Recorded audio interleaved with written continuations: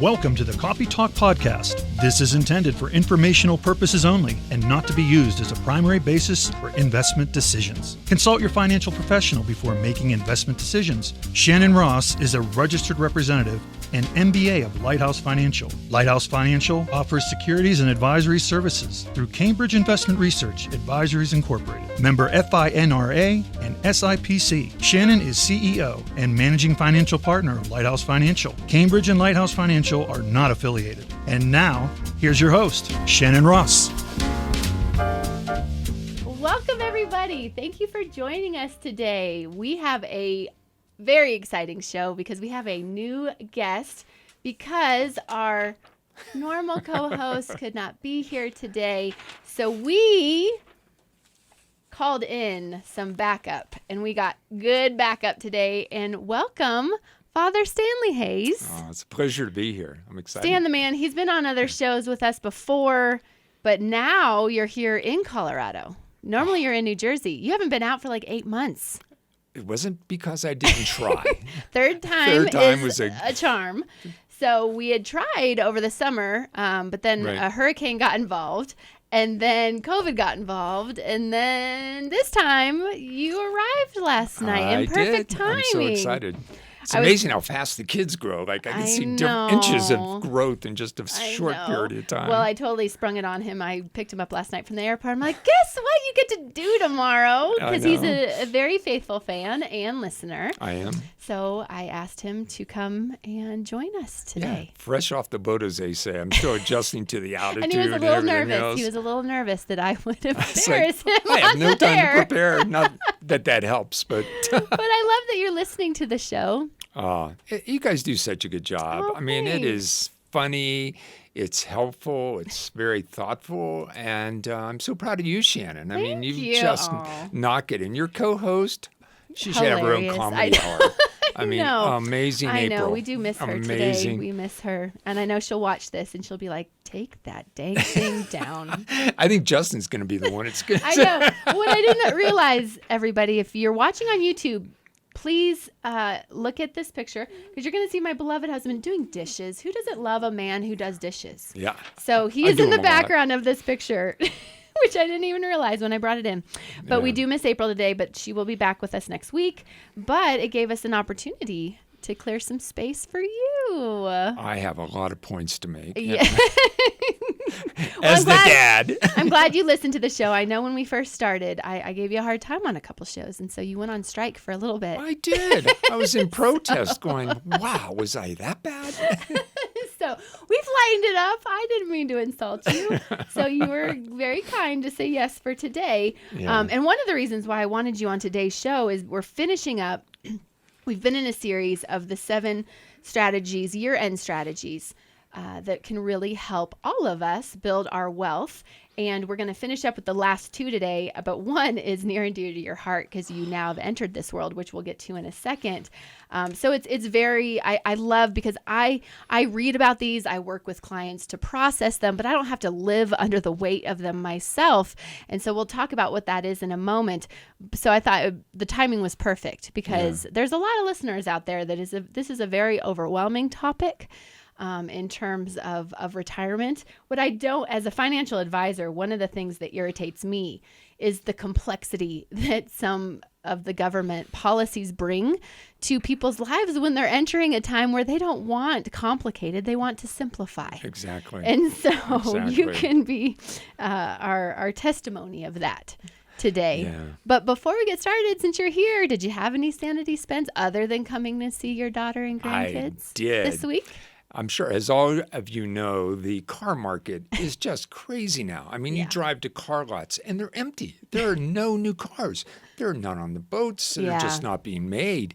And I had a car that was coming off lease. It had maybe 4 months to go. And the dealer who I bought the car from said, would you like to sell it? And I said, why? He said, we need cars. We need cars. We'll buy you out the lease. And I said, that's not good enough. Yeah. So I negotiated. And they didn't know who they were calling. You were like the professional negotiator. I bought so many cars. To the point where I'm embarrassed. That's when saying I go something, with right? him. And so they put you into action. They what did, happened? and I took the car over, explained all the reasons they should give me a lot of money for turning it in, even though in case when you usually turn in a lease, you pay them to take the car back. That's all I've ever done. So I got out of 4 monthly payments. They gave me a nice check to buy me out of the lease, and I said goodbye to a car I never really liked that much anyhow, and used that. But then I was in the dilemma. Okay, there are no new cars. Now you're having to be on the other side. So now of I'm that dealing with the equation. supply chain on the other side. But fortunately, the internet is a wonderful tool. Yep. And the last car I actually bought from St. Louis, Missouri. Nice. So this one I found, and it was a car I liked. So I ended up making a deal over the internet. Went down to the dealership to pick it up, and the sales guy comes and says, the salesman, we cannot honor this deal because you're buying it for under invoice. Sales and I'm not manager sure said, if you "Who know. approved this?" There's no buying under invoice. In fact, most people are getting a $5,000 to $10,000 premium over sticker, as they say. But I walked out of there with a off invoice price. Of course you and did. a car that I really wanted. So yeah, it was fun, and I love it. And now I can drag race my wife and beat her in her car. Nice. Well, that's always exciting. Not encouraged. No drag racing. It's in my blood. Yes. Yes. Dad has a long history with the law. The Ohio State Patrol and I are not on good terms. You're not in the state of Ohio today, so we can Fortunately, talk not about there, it. and they don't know me in New Jersey yet, so it's a good thing. Well, and it's always so exciting to get a new car. It is. For a I little love while. cars. Oh my But- God, I love cars. And because you get great deals on them, because you're not afraid to Well, I embarrass think I know. yourself. I enjoy the search and the negotiating enjoy as the much hunt. as anything. So that was my sanity spend, and I actually felt pretty good about That's it. good. And you won. Anytime a manager comes out and says no, but has to you twist his arm with evidence, that makes it for a good day. It does, yeah. I know their game. I love it. I should start a website. I know you should. Stan the Man helps you buy well, cars. what's funny is what you're notorious for is your ability to if you have time, I give you and I know Annette, your wife, gives you projects of she who to does. call in to argue a bill or argue for fees back. And your track record is quite impressive. I'm pretty much undefeated, I must say. The government's the only one that just doesn't negotiate. Well, and they're an unfair opponent because they can change the rules anytime they want. They can. So, and we've talked a lot about that on our show. As we've gone through, this is part 4 of our 7-year-end strategies. And when we started a few shows ago, we were talking a lot about how the government, because we were talking a lot about traditional accounts versus Roth accounts and how paying some tax now when taxes are low, putting it into a Roth because it can grow tax free and become kind of like a golden nest egg that's secure from the government. As we see more and more people participating in Roths, I think the government's going to smell opportunity and possibly change the rules. But until they do, and it's not that the government's bad, but it is, it is a little bit of a race with them because they always make changes. They typically favor them, not us. Yes. And so we need to stay on our toes. Yeah. And so today, though, we're going to wrap up. We've talked about taxes. We've talked about IRAs and 401ks and Roth accounts and both of those, how to maximize them out. And if you have questions on any of those topics, just hit the rewind button a couple weeks and listen to all 4 parts of this. We've talked about converting and rebalancing your portfolio to mirror your appetite for risk. Do you say, Dad, have you been a riskier investor or a conservative investor? I would say it differentiated on my where I was in life. In terms of just what different activities were going on, where I was from an employment perspective. But certainly age has a lot to do with it. As you get there's more days behind you than ahead of you, you start to definitely go more on the conservative approach because the last thing you want to do is not be in a position to allow your family to benefit from your success. Yeah. And so I feel pretty good about what I've accomplished so far. And we'll see what the future holds. But yeah, I did want to wear my favorite daughter shirt today, but I left it in Texas at our house there because I have 2 sisters. But I'm the favorite. So I was going to wear that shirt today to proclaim that so that they were reminded, being the oldest and the longest living, that I get to be the favorite. So, yeah. And I appreciate that. You know, I do have clients and they always make me laugh. Not a lot, a small percentage of my clients at Lighthouse definitely have no desire to leave any kind of legacy. I mean, their literal goal is to have their last check bounce. And so I appreciate that you are not one of those people because I believe with you. I really believe in legacy and starting early because, again, as more and more as you can equip the next generation, and not just a legacy of wealth, but a legacy of faith, a legacy of generosity, those sorts of things, you're really shaping the next generation coming up. So you've always been so great at that. One of my major goals was that my 3 daughters would graduate college with no debt.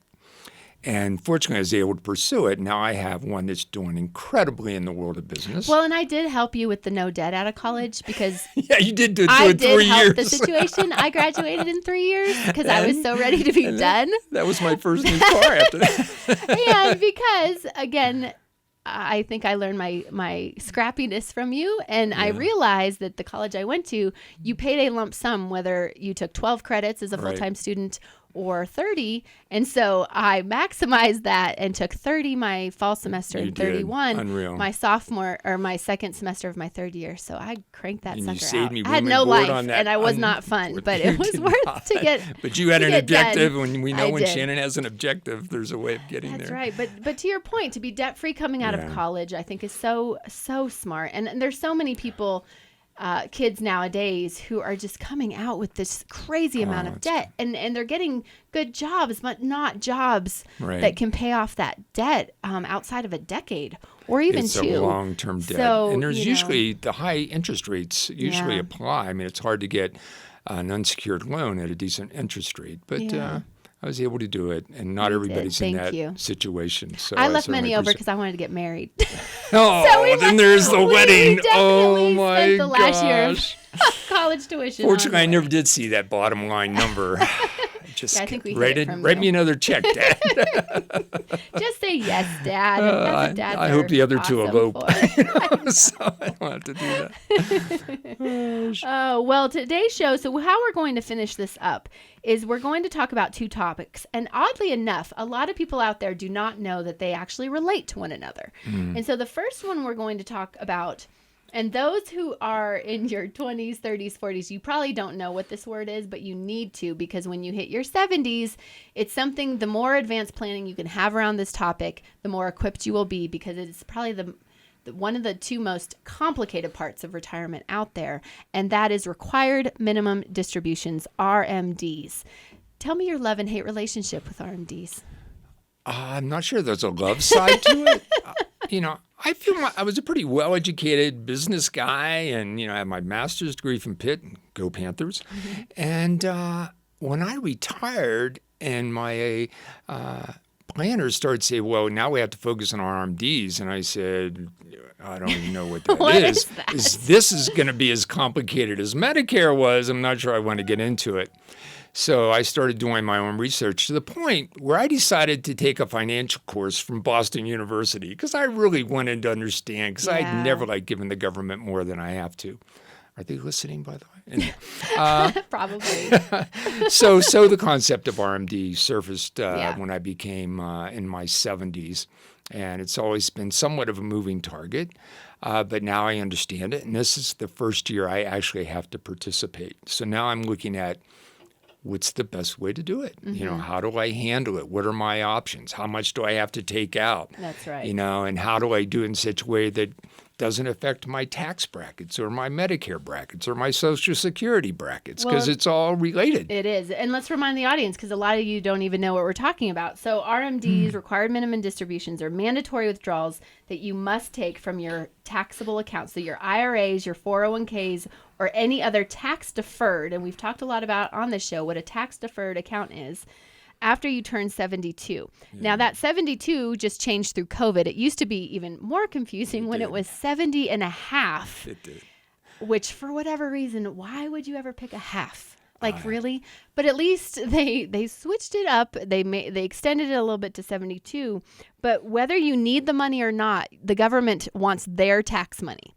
And so they force a certain amount after when you're 72 and older, whether the market is up or down, the IRS forces you to take a portion of your savings, of your accounts, so they can get their taxes that they're owed. Well, and it's a bigger portion than I thought. Yeah. I mean, it's because your whole plan was to save for retirement, and now all of a sudden you're finding the government is taking a larger piece than you even expected. Yeah. Now it's less and less the closer you get to death, but as you get older, because it's dependent on the age factor. Well, and in your beginning stages of retirement, you need more money because you're healthier to do more things. Yeah. So, we find with my clients that, the first, I'd say 10 to 15 years of retirement, they spend almost double what they do in the remaining years. Yeah. And this is when RMDs start to bite you at the same time. And it's if you don't take your RMDs, it's one of the steepest penalties the IRS issues if you don't take 50% of what you owed. 50%. So if you owe, $30,000, not only do you still owe that $30,000 and the tax on that money, but now they're going to charge you an additional $15,000 just in the penalty. And so they are very serious about that topic. So we need to be very serious about that. Actually, it can get up to 50. Well, I know. Oh, yes. Like, but I'm saying if your RMD is $30,000 for a year, it would be a $15,000 penalty if you don't do it.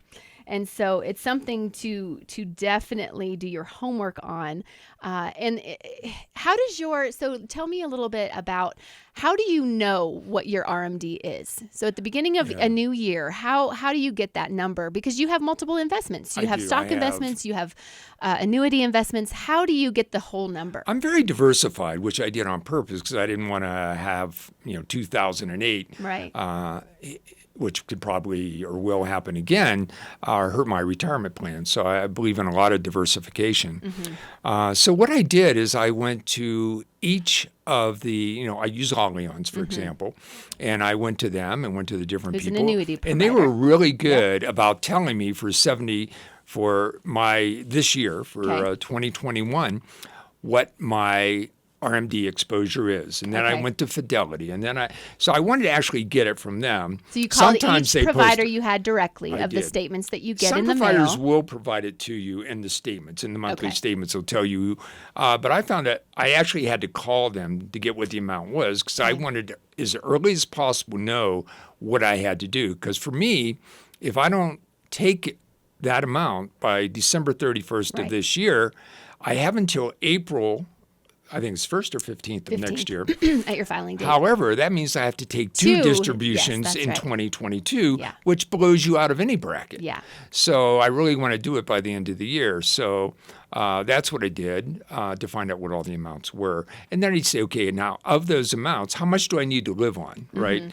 So that I was going to take out anyhow from my retirement accounts. That's right. And then the balance is what you have to figure out how to do the best you can in protecting yourself. Yeah. And so I have, a lot of clients that I manage at Lighthouse that if they don't need the money, we take the RMD, we pay the taxes, they send in their taxes, and then we reinvest the rest. Yeah. And so that's a strategy that anyone can do. Or a lot of our clients who need, that monthly income and they'll take it as income because they have to pay income tax on it. Right. So that's what they use. And at least, I'm thankful that the government, at least, it could be worse, where they'll give you the amount. So like you said, you called every single provider on every single statement that you received that has that you have an annuity with, that you have an investment with, what have you, that were tax deferred investments. And you got that amount. So let's say it was $30,000, like in our illustration. And at least what the government does. So yes, you have to take $30,000 out, but not from any one account. You can take the $30,000 from a little from each account. Yes. If you have already annuitized an annuity and you already pull $30,000 out a year, that will suffice for the RMD. So they do allow a little bit of creativity of where you take that money. but it's not if you take it, it's how you take it. Right. And so that's something that is just very important out there to be mindful of. We were talking on the way to the show this morning. What were the top 3? RMDs was number 1. What were the other 2 things that were the hardest things for you to kind of get a hold of when you went from working to becoming your own paycheck in retirement? Yeah. I think I didn't realize how much I had to pay the government for Medicare. I know it's income dependent, but somewhere in my mind, I thought, I paid into Medicare my entire working life and Social Security. And then to find out after retired that I still have to pay Medicare. So that was one of the biggest surprises. And then it varies every year depending on your reported income. How did you learn about Medicare? I think this is practical because our listeners out there are all overwhelmed by it. Gosh. Well, first off, you get the statements from the government saying, welcome to Medicare. Here's how much you're going to have to pay this year. So I bought Medicare for Dummies. Hey. I could not find anybody out there that give me a straight answer. Trying to get a hold of somebody in the government and being put on hold for 2 days was not working for me. Yeah. So, and most of the financial advisors are not, they know, but they don't. But they really, don't know the ins and outs because they don't have to live on it yet. So they know the 10,000-foot view, but they rarely know all of the ins and outs. Yeah. So that was a huge surprise to me in terms of managing that whole area in terms of Plan A, Plan B, Plan C, Plan D. All the supplementals that are required. Yeah. Then the other part was there are a lot of doctors that do not take Medicare. So then you have to determine which ones you're going to use, which ones are in network, out network, what are the co-pays, are you going to do so there's a lot. But fortunately, the book did a good job of explaining all of those. Okay. And so I feel now that I had to spend a lot more time doing it than I thought I was going to have to do it. So now every year the government and I have this nice conversation about when my payments are going to be. It's one-sided because they really don't participate. They just give you the rules and then you have to read the 300-page booklet of any changes that come every year. One year they were using the wrong year for my income. They decided to use a high year that was like 3 years ago.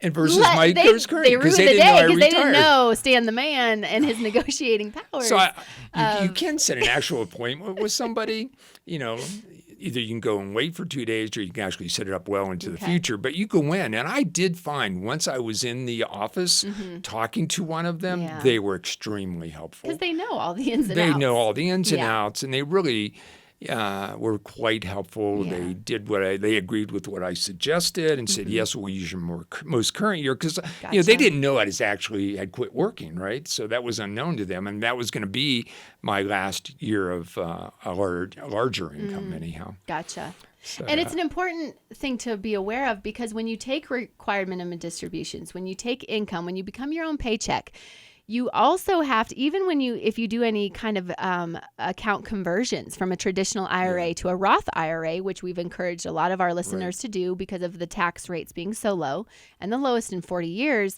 you still have to be mindful in working with your CPA to understand, okay, if I increase my income this year to take advantage of the tax rate, what other levers are going to be impacted? What's it going to do to my Medicare premiums? Exactly. What is it going to do, for other government programs that I'm dependent upon? And so it's like more of like a chess game. It is. Not a game of checkers, but chess, because each piece affects another. Yes. And so I always encourage our younger audience out there to start as many Roth accounts as you can. Max them out as much as you can. If you have a company that has a Roth 401k, maximize that out at $19,500 a year, or put the $6,000 a year in your Roth IRA, because that right now is the only way to not have a joint retirement account with the government. I agree. I think if you're over 50, I think it goes to 7,000. 59 and a half. 59 and a half. It has to be a half because the government like halves don't like for some numbers. reason. But yes, you can do kind of some catch-up contributions. Yeah. No, it's been a learning experience, but I love retirement. I spend a lot of time with, hopefully get out here more, spending time with my two other daughters, Lizzie. Yes. My nurse, Lizzie, and Olivia, doing so well at American Express. So. Yeah, I'm blessed in a lot of different ways. But yeah, I love retirement. I get to play the golf I wanted to, Well, going and places, you also doing did it the right way. You don't have any Yeah. anxiety in retirement because you None. took the right approach. You wanted to solve for income, and that's where we really want to encourage people to think about is you want to solve your income goals first. Because if income's taken care of, you don't have to worry what the stock market does necessarily. You don't have to worry about running out of money, which a lot of our listeners, I think, still struggle with. And so, I liked your approach of being conservative, participating in the right products that gave you the guaranteed longevity so that you can golf, you can go see grandkids, you can take trips with your wife and have a good time. Lovely wife Annette to help me with long-term care. That's right. Well, and what I love most about that is in the RMD equation, if you marry someone younger than you, you get a tax break on or you get a break on your RMD. So, another reason. You can have it delayed if you want. Yeah. I love that. Well, the last thing I wanted to follow up, and this ties into RMDs, and I'm using this now because it will tie into our next show after Thanksgiving, and this is, I think a lot of people didn't know this. When you met with me and my advisor at Lighthouse, you weren't aware of this either. So it's always good to teach your dad something. It is. I'm very teachable.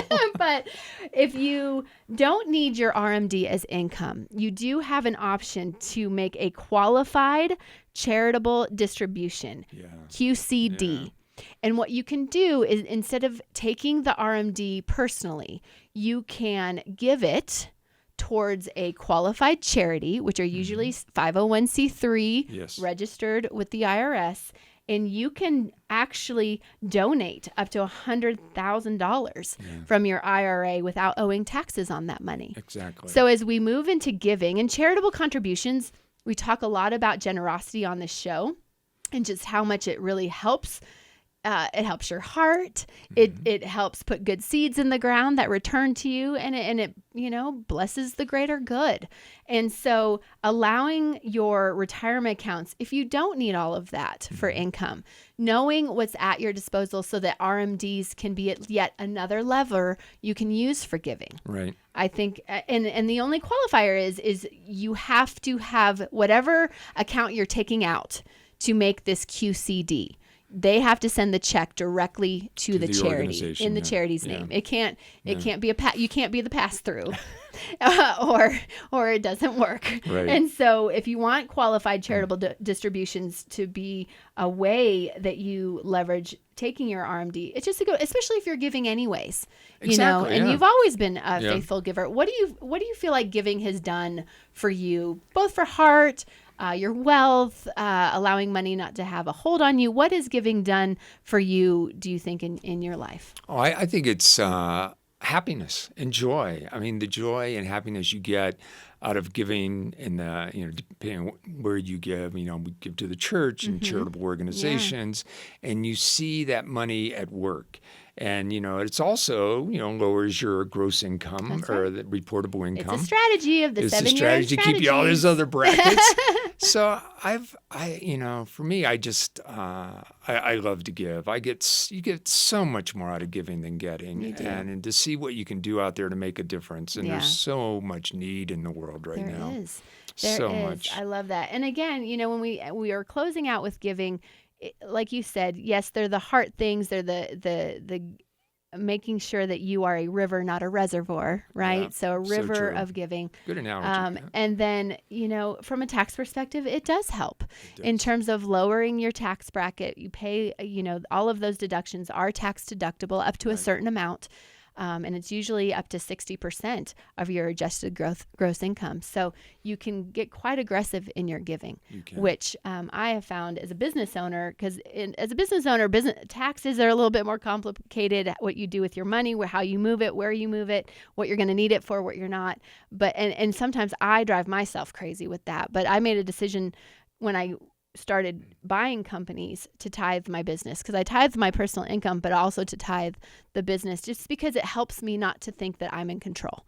And it helps me allow myself to kind of surrender what's going on, or it just wreaks havoc on me because I feel just too responsible and it's too stressful and I feel like I'm all on my own in it. But if I start giving and if I start just making sure that this is not necessarily just mine, and let the Lord lead it, I really have found that psychologically it's helped me be a more effective leader and a more effective business owner because I have less stress about it. So we'll talk, like I said, we are going to spend December talking about giving, talking about giving strategies. We'll mention this, but there's also some charitable contribution credits. There's charitable stacking. There's different things out there that I want to make sure our listeners know, because giving to me has been the single most, and I say this a lot, giving has been the single most thing that has grown my wealth. That's not why I did it. That's not a motivator for me, but nonetheless, what you reap, what you sow, you reap. And so it is one of those things, and it allows wealth not to own me. Because that's, I see people of all socioeconomic backgrounds. If money becomes their God, it owns them, whether they have a little or if they have much. Yeah. And I don't want to live that way. It's too stressful. We've all been there in seasons, and it's so stressful. So giving is a way of surrender, of allowing you to lay it down so it doesn't have to master you. So we're going to spend more time in December with that. But before we go, how do you like to listen to the show? How do you listen to Copy Talk? Well, YouTube is usually delayed a few days after. So what I do is I listen to the podcast like the next day or whatever, usually while I'm working out. And then if there's really something, like I really wanted to see what April was wearing last week that you said she was, Alabama threw up all over, because I love April to death. And it was so funny. Yes. So I do like watching that. But yeah. Good. I know we're a mess, but I also wanted to take the opportunity to wish everybody a happy Thanksgiving. Happy Thanksgiving, everyone. We will be here after the holiday with a brand new show. We wish April the best. Happy Thanksgiving. Yes. Excited to get you back in the studio. But join us, our community, on Instagram, on YouTube, copytalkpodcast.com if you want to ask a question or ask for any kind of help financially or what have you. And we will return. So thank you for joining us today. It was so fun to have you. Every time you come into town, I think we'll have you as a guest to give us your fatherly wisdom. So lessons learned. Thank you, everybody. Happy Thanksgiving. Happy Thanksgiving. This is intended for informational purposes only and not to be used as a primary basis for investment decisions. Consult your financial professional before making investment decisions. Shannon Ross is a registered representative and MBA of Lighthouse Financial. Lighthouse Financial offers securities and advisory services through Cambridge Investment Research Advisories Incorporated, member FINRA and SIPC. Shannon is CEO and managing financial partner of Lighthouse Financial. Cambridge and Lighthouse Financial are not affiliated.